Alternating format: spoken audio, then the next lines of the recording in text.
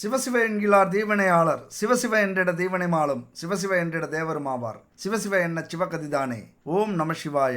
என் அன்பு மகர ராசி நண்பர்களுக்கும் தோழிகளுக்கும் உறவுகளுக்கும் வணக்கம். 100 வருஷத்துக்கு அப்புறம் ஜொலிக்க போகிற எந்த ராசி? மகர ராசி. யாரால அப்படின்னா சனி பகவானால். ஏன்னா சனி பகவான் ஒரு தர்ம யுத்தத்தை ஆரம்பிச்சிருக்கிறார். இந்த தர்ம யுத்தத்துல நீங்க வெற்றி பெற போறீங்களா, இல்லனா உங்களுடைய எதிரிகள் வெற்றி பெற போறாங்களா, அல்லது உங்களை கஷ்ட காலத்துல தள்ளி விட்ட விதியா, அல்லது கடனா, அல்லது வேலை தொழிலா, அல்லது பொறாமை கொண்ட உறவினர்களா, இல்லனா திடீர் விபத்தா, உங்களை கடனாளியா ஆக்குன அந்த சூழ்நிலையா, எது வெற்றி பெற போகுது அப்படிங்கறதான் இந்த வீடியோல நம்ம தெளிவா பார்க்க போறோம். இந்த வீடியோ பார்க்கறதுக்கு முன்னாடி ஒரு முக்கியமான விஷயங்க. நம்ம வாழ்க்கையில ஆரோக்கியம் அப்படிங்கிறது ரொம்ப முக்கியம். இன்னைக்கு ஆரோக்கியத்தை இழந்துட்டு திடீர்னு நம்ம மருத்துவமனைக்கு போக வேண்டியதா இருக்கு. அதுக்கு முக்கிய காரணம் நம்முடைய உணவு முறைகள் தான் காரணம். அதனால பாரம்பரியமான கலப்படம் இல்லாத இயற்கையான ஆரோக்கியமான தானியங்கள், மூலிகைகள், காய்கறிகள், பழங்களை பயன்படுத்தி பூஜை பொருட்களும், உணவுப் பொருட்களும், எண்ணெய் வகைகளும், மசாலாக்களும், ஊறுகாய் வகைகளும், அதுபோல weight loss powder, ABC malt, சத்து மாவு, இப்படி ஏகப்பட்ட பொருட்களை தயாரிச்சுட்டு இருக்காங்க குட் பேபி. அவங்கள கான்டாக்ட் பண்ணி வாங்கிக்கணும் அப்படின்னா இதுதான் வாட்ஸ்அப் நம்பர் 9043368866. அது மட்டும் இல்ல, இவங்களுக்கு ஒரு வெப்சைட்டும் இருக்கு.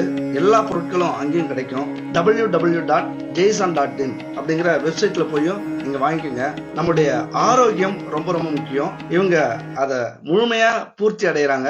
போய் வாங்கி பயன்படுத்தி பாருங்க. சரிங்க, வாங்க. சனி பகவான் நம்ம வாழ்க்கையில என்ன திருவிளையாடலை நடத்த போறார்? அதாவது திருவிளையாடல் அப்படின்னா என்னன்னு உங்களுக்கே தெரியும். கடவுளே ஒரு பிரச்சனையை உருவாக்குவாரு, அதற்கு அவரே தீர்வு கொடுப்பாரு. அது மாதிரி சனி பகவான் என்ன பிரச்சனைகளை உங்களுக்கு உருவாக்கி என்ன தீர்வை பார்க்க போறார் அப்படின்னு பாத்தீங்க அப்படின்னா ரொம்ப சுவாரஸ்யமா இருக்கும். கஷ்டங்கள் இருக்கிறது மாதிரியே இருக்கும், ஆனா சோர்ந்து போக மாட்டீங்க. பிரச்சனைகள் இருக்கிறது மாதிரியே இருக்கும், ஆனா அந்த பிரச்சனையை எதிர்த்து போராடிக்கிட்டு இருப்பீங்க. என்னைக்காவது ஒரு நாள் எங்களுக்கான காலம் வரும், எங்களுக்கான நேரம் வரும், எங்களுக்கான வாய்ப்பு வரும் அப்படிங்கிற ஒரு தேடல் உங்களுக்குள்ளார இருந்துகிட்டே இருக்கும். இதுக்கு முன்னாடி போன வீடியோல 2026 நியூ இயர் பலனை பத்தி நம்ம பார்த்தோம். அந்த வீடியோ பார்க்காதவங்க கண்டிப்பா போய் பாருங்க.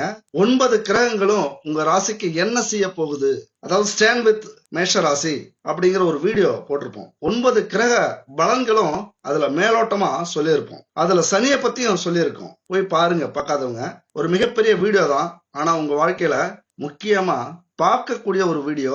இந்த வருஷத்துல எப்படியாவது பாத்துருங்க. என்னைக்கே அந்த வீடியோ பாக்குறீங்களோ அன்னையில இருந்து உங்களுடைய வெற்றி படிக்கட்டுகள் ஆரம்பமாகுது அப்படின்னு அர்த்தம். போய் பாருங்க. அதுபோல இந்த வீடியோவை கடைசி வரைக்கும் பாக்குறீங்க அப்படின்னா கண்டிப்பா நீங்க அதிர்ஷ்டசாலியா தான் இருக்கணும், யோகசாலியா தான் இருக்கணும். ஏன்னா நீங்க அதிர்ஷ்டசாலியா இருந்தாதான் அந்த பிரபஞ்சம் இந்த வீடியோவை உங்களை முழுசா பார்க்க விடும் அப்படிங்கிறது என்னுடைய கருத்து. சரிங்க. மகர ராசிக்கு இந்த 2026 சனி பகவான் எங்க இருக்கிறார்? 3வது வீட்டில் இருக்கிறார். 3வது வீட்டில் இருக்கிறது சனி பகவானுக்கு நல்லதா கெட்டதா அப்படின்னு பார்த்தோம்னா நல்ல பலன்களையே, யோக பலன்களையே பொதுவாகவே கொடுக்கும். ஏன்னா அது உபஜய ஸ்தானம் அப்படின்னு சொல்லுவாங்க. 3, 6, 11 அப்படிங்கிறது, அதாவது முயற்சி, எதிரிகளை வெற்றி கொள்வது, அதனால் லாபம் அடைவது. அதனால இந்த 3ஆம் வீட்டில் சனி இருப்பது உண்மையாகவே ஒரு யோகமான பலன். அப்போ இந்த வருஷத்தில் உங்களால் வாழ்க்கையில் முன்னேற முடியுமா, முடியாதா? உங்கள் வாழ்க்கையில் ஒரு மாற்றம் கிடைக்குமா, கிடைக்காதா? நீங்கள் ஜெயிப்பீங்களா, ஜெயிக்க மாட்டீங்களா? இதிலே உங்களுக்கு புரிஞ்சிடும். கண்டிப்பாக இந்த 2026 உங்கள் வாழ்க்கையில் மறக்க முடியாத, எந்த வருஷமும் இல்லாத அளவுக்கு ஒரு முன்னேற்றத்தை கொடுக்கக்கூடிய ஒரு ஆண்டு. ஏன்னா இந்த இடத்துல உண்மையாக சனி பகவான் இருந்தாலே மன தைரியம் ஏற்படும், கடின உழைப்பை கொடுக்கும், ரொம்ப பொறுமையை கொடுக்கும். அதுதாங்க ரொம்ப முக்கியம். எதுக்குமே நம்ம அவசரப்பட மாட்டோம், ஒரு நிதானத்தை கடைபிடிப்போம். இங்கே ஒவ்வொரு தோல்விக்குமே முதல் காரணம் எதுவாக இருக்கும் அப்படின்னா அவசரப்படுறது தான் காரணம் இருக்கும். அந்த சிந்திக்காதது, அவசரப்பட்டாலே நம்ம சிந்திக்க மாட்டோம், அதுவும் ஒரு காரணம். இப்போ இந்த 2 விஷயமும் இங்கே அடிபடுது. அதாவது கடின உழைப்பு, தைரியம், நிதானம், இந்த 3ம் இருக்கிறதுனால நிலையான வெற்றியை இந்த ஆண்டு நீங்கள் அடைய போகிறீங்க. அந்த இடம் முயற்சி ஸ்தானம். முயற்சி ஸ்தானம் அப்படின்னா 3வது வீடு. அந்த வீட்டில் சனி பகவான் இருந்தாலே எவ்வளவு தோத்தாலும், எவ்வளவு அவமானப்பட்டாலும் எவ்வளவு இழந்தாலும் கொண்ட லட்சியத்தை கைவிட மாட்டீங்க. அதுதான் அந்த இடம். அந்த இடத்துல இன்னொரு விஷயமும் சொல்லுது. குடும்பத்தில் கூட பிறந்த அண்ணன் தம்பி அக்கா தங்கையை சொல்லக்கூடிய ஒரு இடமும் அதுதான். உறவுகள் எப்படி இருக்கும் அப்படின்னா கொஞ்சம் கருத்து வேறுபாடு அதிகம் இருக்கிறதுக்கு வாய்ப்புகள் உண்டு. ஏன்னா கொஞ்சம் பொறாமப்படுவாங்க. ஏன்னா நிறைய சாதிக்க போகிறீங்க, நிறைய ஜெயிக்க போகிறீங்க. எவ்வளவு தோத்தாலும் ஜெயிக்காமல் விடமாட்டேன் அப்படிங்கிற ஒரு குறிக்கோளோட செயல்படுவீங்க. இதனால் பல நல்ல விஷயங்கள் குடும்பத்தில் நடக்கும். ஒரு பாசிட்டிவ் எனர்ஜி கிடைக்கும். அது கூட பிறந்தவங்களுக்கு கொஞ்சம் பிடிக்காது. அதை தடுக்கிறதுக்கு எதோ முயற்சி பண்ணுவாங்க. அது அவங்களால ஏற்றுக்கவே முடியாது. தாயும் பிள்ளையும் ஒன்றானாலும் வாயும் வயிறும் வேறு தான் அப்படின்னு சொல்லுவாங்க. என்னதான் ஒட்டி கூட பிறந்தாலும் சில ஆண்டுகள் கழித்து வேறு வேறு குடும்பமாக மாற போகிறாங்க. அதில் வேறு ஒரு உறவுகள் இணைய போகுது. அப்போ கண்டிப்பாக ஒரு பொறாமை இருக்கும், ஒரு போட்டி இருக்கும். நம்ம கூட தானே பிறந்தாங்க, நம்மளை மாதிரி தானே வாழ்ந்தாங்க, ஆனால் அவங்க மட்டும் இப்படி ஜெயிக்கிறாங்க வாழ்க்கையில் அப்படிங்கிற ஒரு பொறாமை ஏற்படும், ஒரு மன கஷ்டம். அதையெல்லாம் பெருசாக நீங்கள் எடுத்துக்காம இந்த வருஷம்தான், அதுவும் இன்னும் 2 வருஷத்துக்கு தான், அதுக்கப்புறம் இது மாதிரியான எண்ணங்கள் அவங்க மத்தியில் வராது. சனி பகவான் அப்படி வரவழைப்பார். எல்லாத்துக்கும் ஒரு காரணம் இருக்கும்ல. காரணம் இல்லாமல் இந்த உலகத்தில் ஒரு நிமிஷம் கூட அசையாது, நகராது. ஒவ்வொரு செயல்பாட்டுக்குமே ஒரு காரணம் இருக்கும். ஏதாவது உங்கள் உறவுகளுக்குள்ளார, அதாவது அண்ணன் தம்பிக்குள்ளார சண்டை வந்தது, அக்கா தங்கைக்குள்ளார சண்டை வந்தது அப்படின்னா ஏதோ உங்களுக்கு ஒரு மன வருத்தம் இருக்குது, உங்களுடைய முன்னேற்றம் ஏற்றுக்க முடியல, ஒரு வீடு வாங்குவீங்க, ஒரு நிலம் வாங்குவீங்க, வசதி வாய்ப்புகள் வரும், நல்லா பணம் சம்பாதிப்பீங்க, அது அவர்களால் ஏற்றுக்க முடியாமல் ஏதாவது ஒரு வகையில் சண்டை வரும். சின்ன சின்ன விஷயத்தெல்லாம் பெருசாக்குவாங்க, சின்ன சின்ன விஷயத்தெல்லாம் கோச்சிப்பாங்க, காரணம் இல்லாமல் கோபம் வரும். அப்போவே நீங்கள் புரிஞ்சுக்கலாம், உங்களுடைய பேச்சு திறமையால், செயல்பாட்டால் அதெல்லாம் கண்டுக்காமல் எது முக்கியம், யார் என்ன வேணாலும் சொல்லிக்கிட்டு இருக்கட்டும், நினச்சிக்கிட்டு இருக்கட்டும், நம்ம வாழ்க்கையில் இருக்கிற பிரச்சனையை தீர்க்கறது ரொம்ப முக்கியம், இந்த நிலையை மாற்றுறது ரொம்ப முக்கியம், நமக்கான ஒரு களத்தை இந்த பூமியில் பதிக்கிறது ரொம்ப முக்கியம், ஒவ்வொரு நிமிஷமுமே நமக்கு ரொம்ப முக்கியம் அப்படிங்கிறத உணர்ந்து செயல்படக்கூடிய ஒரு காலம் இது. அந்த வீட்டில் சனி இருந்தாலே மன உறுதியை கொடுக்கும். பாரம் மாதிரி உங்கள் மனசு மாறும். வாழ்க்கையில் ஏற்படக்கூடிய ஏற்ற தாழ்வுகளை புரிஞ்சுப்பீங்க, சமாளிக்கிற அளவுக்கு மன உறுதியும் தரும். இந்த இடத்துல ஒரு யோகம் உருவாகுது, ஆக்டிவேட் ஆகுது. என்ன யோகம் அப்படின்னு பார்த்தீங்கன்னா வேசி யோகம் அப்படிங்கிற ஒரு யோகம் உருவாகுது. வேசி யோகம்னா உங்களை எவ்வளவு பிரச்சனையில் இப்போ நீங்கள் இருந்தாலும், எவ்வளவு கஷ்டத்தில் இருந்தாலும், ஏதாவது ஒரு வகையில் இப்போ நீங்கள் பிரச்சனையை சந்திப்பீங்க. என்னென்னா 6வது வீடு புதன் வீடாக வருகிறது. கடன் நோய் எதிரிஸ்தானம். கொஞ்சம் யோசிக்காமல் கடன் வாங்கியிருப்பீங்க. உங்களை விட உங்களுடைய எதிராளிகள் புத்திசாலித்தனமாக நடக்கிறது மாதிரி முயற்சி பண்ணுவாங்க, அல்லது உங்கள்கிட்ட தோத்துட்டு உங்களை அழிக்கிறதுக்கு, அல்லது உங்களுடைய பிஸ்னஸை அழிக்கிறதுக்கு, உங்களை வேலையிலிருந்து தூக்கிறதுக்கு, உங்கள் வாழ்வாதாரத்தை கெடுக்கிறதுக்கு பல சூழ்ச்சிகள் நடந்துகிட்ருக்கு இந்த காலகட்டத்தில்.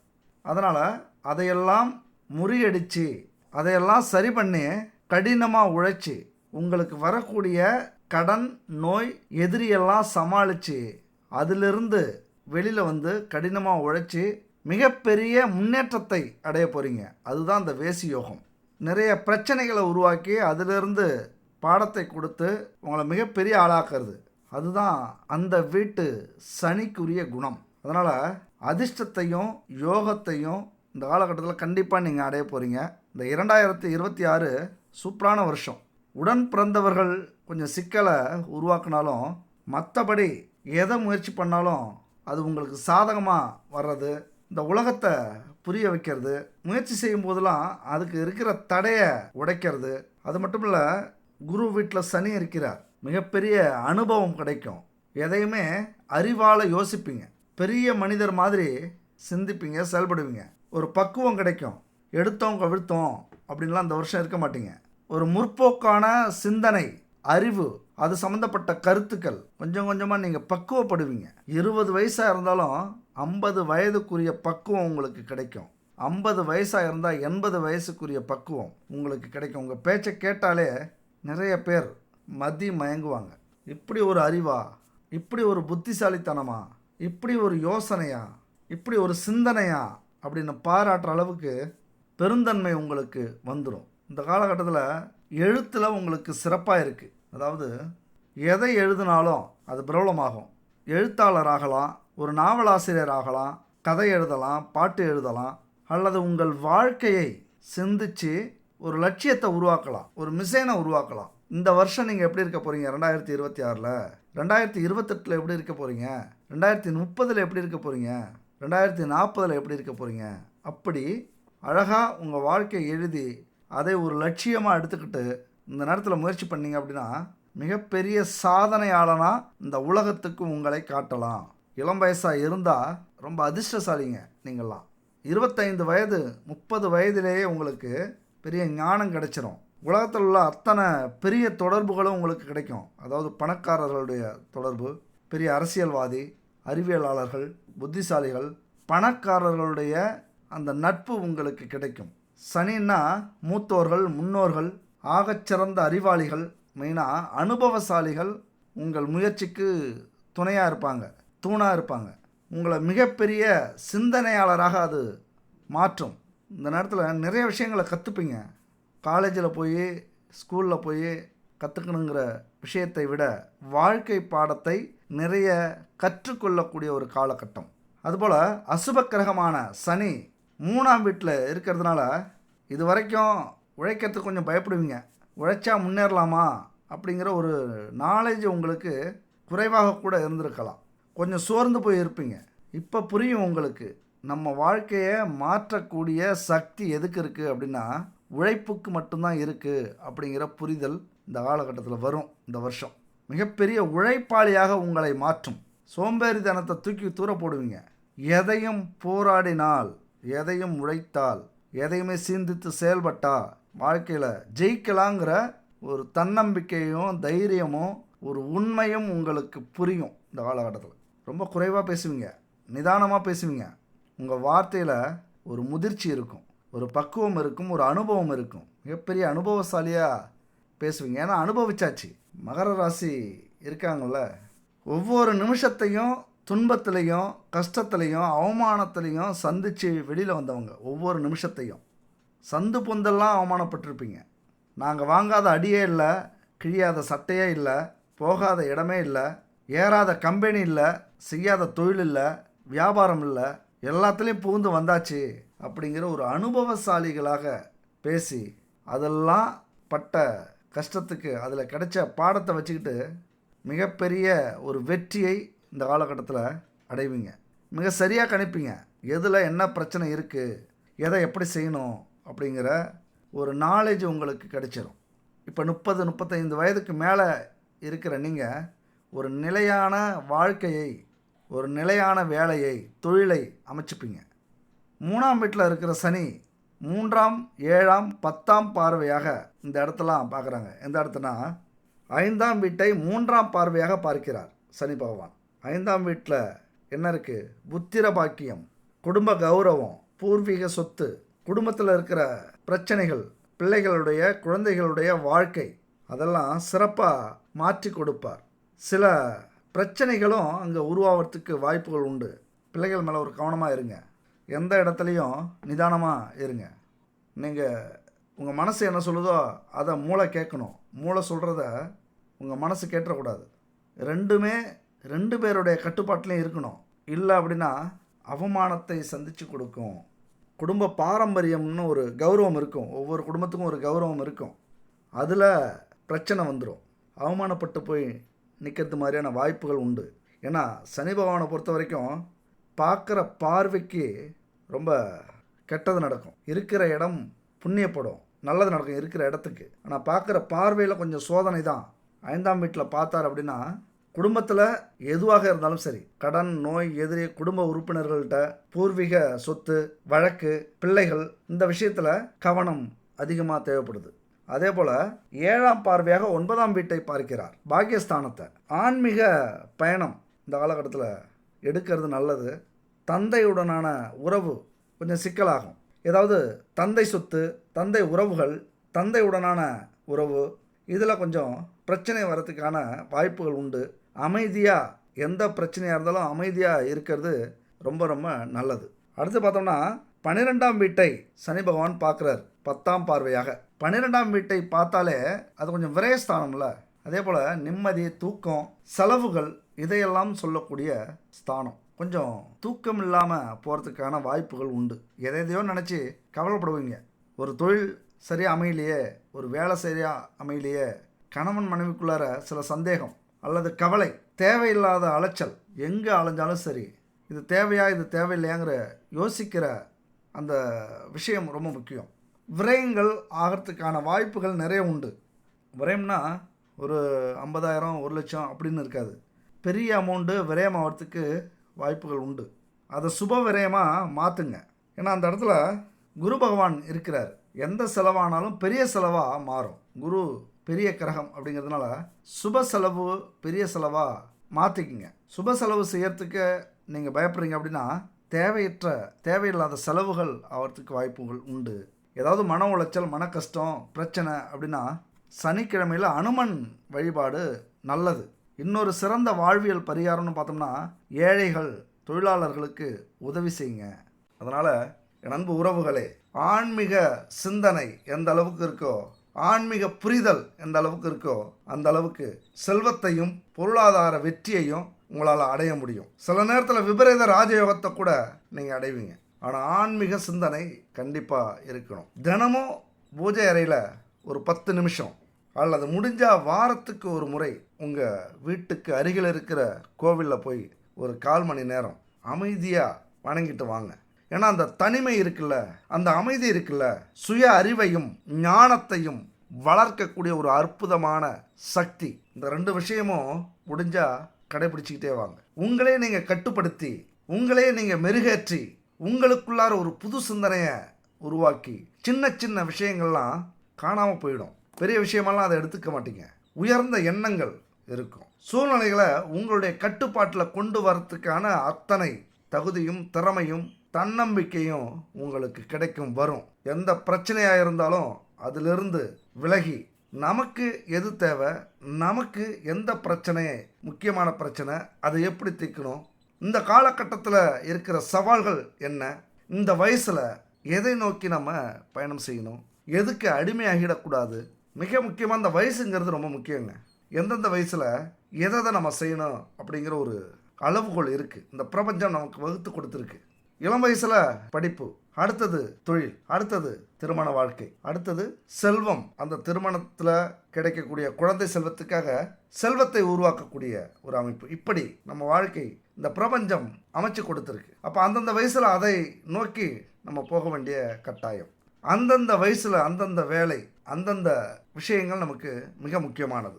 இளம் வயசில் படிக்கிறத விட்டுட்டு லவ் பண்ணோம்னா வாழ்க்கை பூரா கஷ்டம்தான். நடுத்தர வயசில், அதாவது 40-45 வயசில் சம்பாதிக்கிறத விட்டுட்டு லவ் பண்ணிகிட்டு இருந்தோம், படிச்சுக்கிட்டு இருந்தோம்னா வாழ்க்கை எப்படி இருக்கும்? அப்போ அந்தந்த வயசுக்குரிய விஷயத்தை செய்யறதுக்கான அத்தனை தகுதியையும் இந்த சனி பகவான் கொடுப்பார். இளம் வயசுலேயே காதல், உறவுகளில் சிக்கல், அதனால் குடும்பத்தில் பிரச்சனை, கௌரவ பிரச்சனை. முக்கியமாக இந்த சனி பகவான் என்ன செய்வார் அப்படின்னா, திருவிளையாடல் அப்படிங்கிறத நம்மளை விட கௌரவ குறைச்சலான சில விஷயங்களில் ஈடுபட வைப்பார்.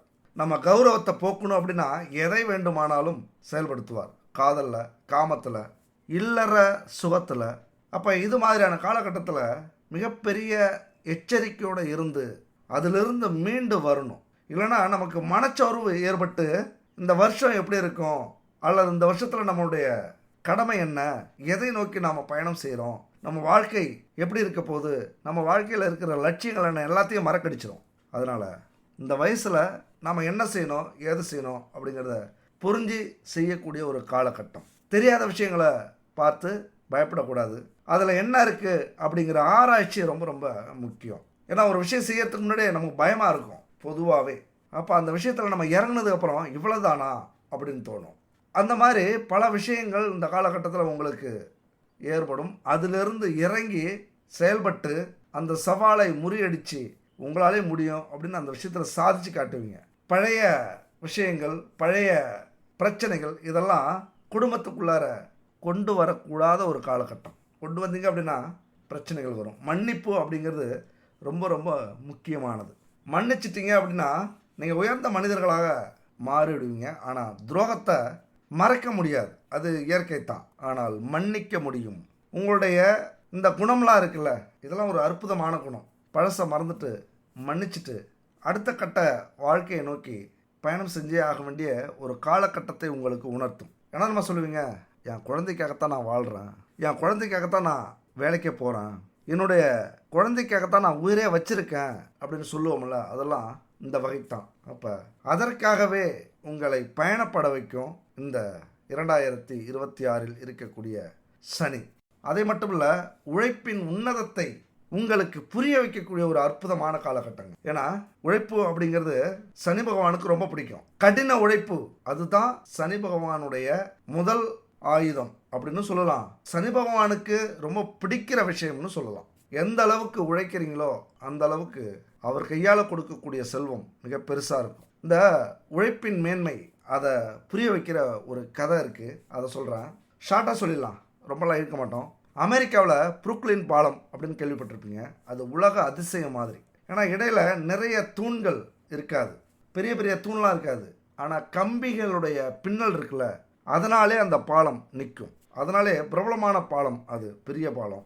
அதை கட்டினது யாருன்னு பார்த்தீங்கன்னா ஜான் ரோப்லிங் இன்ஜினியர். அதற்கான வடிவமைப்பை உருவாக்கி கட்ட ஆரம்பித்தார். ஆனால் இது சாத்தியமே இல்லை, இதெல்லாம் கட்டவே முடியாதுன்னு பல நிபுணர்கள் தடுத்தாங்க. அதையும் தாண்டி ரோப்லிங் அவருடைய மகன் வாஷிங்டனும் அதை செயல்படுத்த ஆரம்பிக்கிறாங்க. பாலம் கட்டுற பணி நடந்துகிட்டு இருக்கு, பரபரப்பாக போயிட்டு இருக்கு. ஆனால் அங்கே திடீர்னு ஒரு மோசமான விபத்து நடந்துருச்சு. அதில் அந்த ரோப்லிங் இறந்துட்டார். மகன் வாஷிங்டன் என்ன ஆனார், படு காயத்தோட பயிற்சிக்கிறார். ஆனால் அவரால் படுத்த இடத்துல இருந்து எழுந்திருக்க முடியல, அசையக்கூட முடியாத சூழ்நிலை, பேசவும் முடியல. ஆனால் அவருடைய ஒற்றை விரல் மட்டும் அசையுது. அந்த ஒற்றை விரலை வச்சு அவர் பண்ண மேஜிக் ரொம்ப அல்டிமேட்டான விஷயம் அதுங்க. அந்த ஒற்றை விரலால் அவர் சாதிச்சிருக்காரு. என்ன சாதிச்சார் இந்த வீடியோட கடைசியாக பார்க்கலாம். சரி, உழைப்புனாலே சனி பகவான். அப்போ சனி பகவானை பார்த்து நாம் பயப்படணுமா? நாம பயப்பட தேவையில்லை. அது போலத்தான் சனி பகவான் கிட்ட நம்ம நேர்மையை நிரூபிச்சிட்டோம் அப்படின்னா அதுக்கப்புறம் அவர் பார்த்துப்பார். சனியை போல கொடுப்பாரும் இல்லை, சனியை போல கெடுப்பாரும் இல்லை அப்படிங்கிறது பழமொழி. இதுல இருந்து என்ன தெரியணும், சனி பகவான் கொடுக்கறதுல மிகப்பெரிய வள்ளல். அதை மட்டும் நீங்க புரிஞ்சுங்க. ஆனா அதே நேரத்துல ஏதாவது ஒரு உறவை இழந்துருவோமோ அப்படின்னு நினைச்சுக்கிட்டு எல்லாரையும் நம்ம கூடவே வச்சுக்கணும், நமக்கு துரோகம் பண்ணிட்டு இருப்பாங்க, நமக்கு கெட்டது நினைச்சிட்டு இருப்பாங்க, நாம நல்லா இருக்கவே கூடாது, நம்ம அழிஞ்சு போயிடணும், நாம தாழ்ந்து போயிடணும், நம்ம கௌரவம் பாதிச்சு ஊரை விட்டு ஓடி போயிடணும் அப்படின்னு நினைக்கிறவங்கலாம் நம்ம கூடவே வச்சுக்கணும் அப்படின்னு நம்ம நினைக்க முடியாது இல்லையா? எந்த ஒரு விஷயமா இருந்தாலும் மனசளவுல ஒரு பாதிப்பை ஏற்படுத்துது அப்படின்னா அதுக்கு முக்கிய காரணம் ஒரே விஷயம்தான்.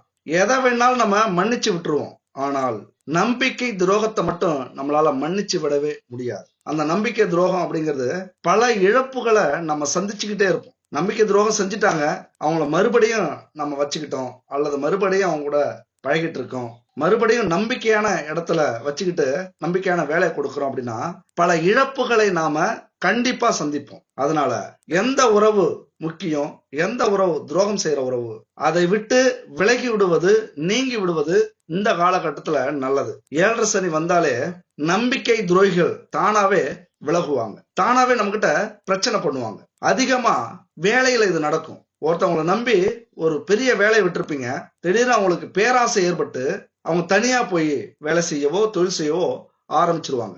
அதுபோல நண்பர்கள்ட்ட சில சீக்கிரட்டை சொல்லி இருப்பீங்க, அந்த சீக்கிரட்டை வச்சு சுய லாபத்துக்காக உங்களை பழி வாங்குவாங்க, அல்லது ஏதாவது ஒரு காரியம் நடத்த உங்களை மிரட்டுவாங்க. இப்படி நம்பிக்கை துரோகம் அப்படிங்கிறது இந்த காலகட்டத்துல கண்டிப்பா உங்க வாழ்க்கையில நடக்கும். சில உறவுகள் கட்டாயம் பிரியக்கூடிய ஒரு காலகட்டம்.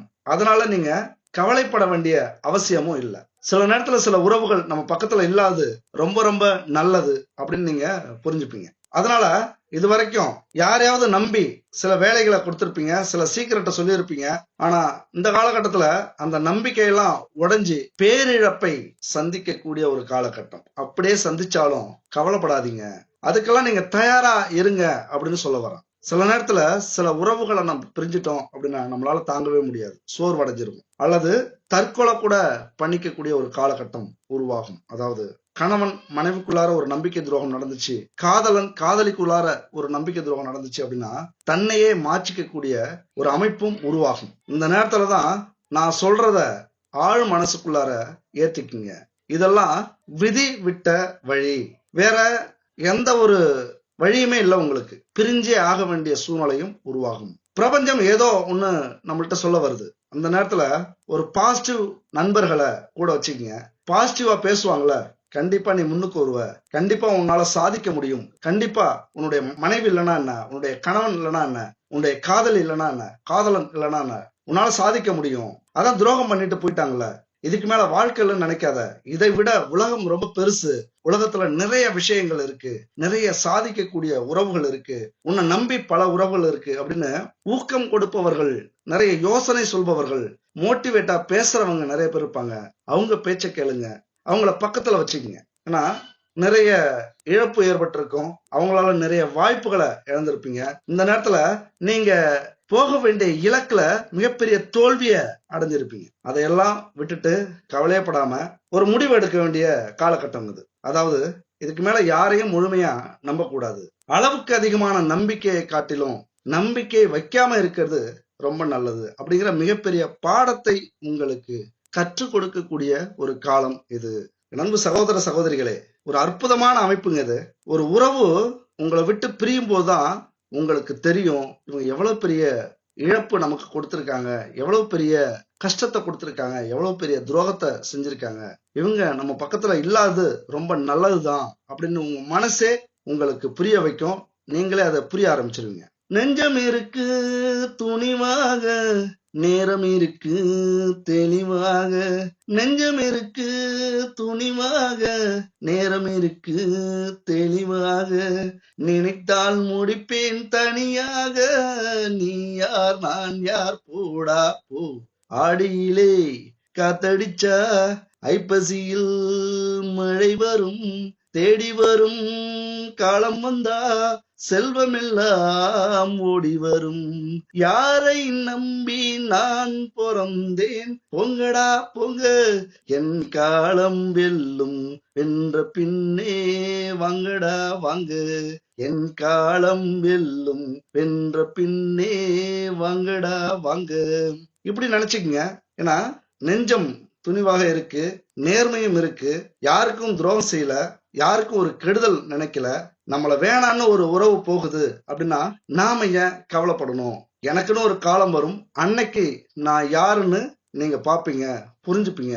அதாவதுங்க, ஒரு உறவு நம்மளை விட்டு போகுது அப்படின்னா நாம கிடைக்கலையே, நாம கூட மறுபடியும் சேர முடியலையே அப்படின்னு அவங்க வருத்தப்படுற அளவுக்கு நாம வாழ்ந்து காட்டணுங்க. அதுதான் வாழ்க்கை. அது மாதிரியான ஒரு வாய்ப்புகள் இந்த காலகட்டத்துல என் அன்பு உறவுகளுக்கு கிடைக்க போகுது. ஏன்னா ஒருத்தட்ட முழுசா நம்பிக்கை வச்சு அவர் தான் எல்லாமே நமக்கு, அவர் மட்டும்தான் எல்லாமே அப்படின்னு நம்புறத இனிமே கைவிட்டுருங்க. அது உங்களுக்கு செட்டே ஆகாது. போனால் போகட்டும், இருக்கிற உறவுகளை நல்லபடியா பார்த்துப்போம், அவங்களுக்கு நேர்மையா இருப்போம் அப்படிங்கிற ஒரு புரிதல் இந்த காலகட்டத்துல கண்டிப்பா உங்களுக்கு கிடைக்கும். ஆனா அந்த பிரபஞ்சம் உங்களை தனியா விடாதீங்க. நீங்க வேணா நினைக்கலாம் நம்ம தனியால் அப்படின்னு. இந்த பிரபஞ்சம், இந்த கிரகங்கள், இந்த தெய்வங்கள், 33 கோடி தேவர்களும், 27 நட்சத்திரங்களும், 9 கிரகங்களும், 12 வீட்டு ராசிகளும் உங்களுக்காக காத்திருக்கு ஏதாவது செய்யணும் அப்படின்னு. அப்புறம் என்ன உங்களுக்கு கவலை?